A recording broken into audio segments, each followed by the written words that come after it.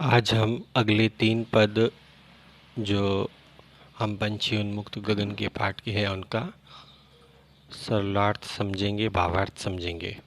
पहले हमने 3 पदों की व्याख्या समझी थी। ऐसे थे अरमान की उड़ते नील गगन की सीमा पाने, लाल किरण सी चोंच खोल चुगते तारक अनार के दाने। यहाँ कवि पक्षियों के माध्यम से क्या कहना चाहता है कि पक्षी जो पिंजरों में कैद है अपनी स्वतंत्रता के लिए विचार कर रहे हैं। वे सोच रहे हैं कि यदि हम आज़ाद होते हम उस नीले आसमान की सीमाओं को छू लेते, और जैसे अब सूरज लाल चोंच से सूरज अपनी लाल चोंच से तारों को जो अनार के दाने जैसे दिखते हैं उन्हें चुग लेता है, अर्थात जब सूर्योदय होता है तो सारे तारे दिखाई देना बंद हो जाते हैं। ऐसा लगता है सूर्य ने उन्हें अपने अंदर समेट लिया है।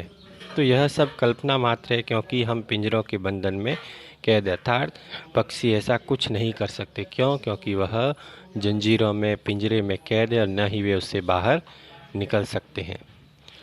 होती सीमाहीन क्षितिज से इन पंखों की होड़ा होड़ी, या तो क्षितिज मिलन बन जाता या तंती सांसों की डोरी। नीड़ न दो चाहे टहनी का आश्रय छिन्न भिन्न कर डालो, लेकिन पंख दिए हैं तो आकुल उड़ान में विघ्न न डालो। इस पद में पक्षी कहते हैं कि यदि हम आज़ाद होते तो सीमाहीन आकाश की सीमा को पार कर लेते।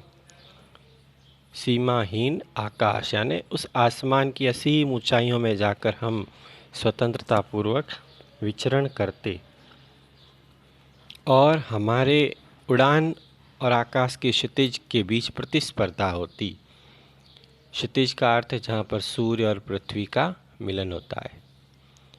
इस प्रतिस्पर्धा में हम, प्रतिस्पर्धा का अर्थ है प्रतियोगिता, हम आकाश की ऊंचाइयों को माप पाते या हमारे प्राण पखेरु उड़ जाते। अर्थात यदि हम स्वतंत्र होते तो हम उस आकाश की असीम ऊंचाइयों को छू लेते, और यदि ऐसा नहीं होता तो हमारे प्राण पखेरु उड़ जाते। प्राण पखेरु एक मुहावरा है जिसका अर्थ है मृत्यु को प्राप्त होना, मर जाना।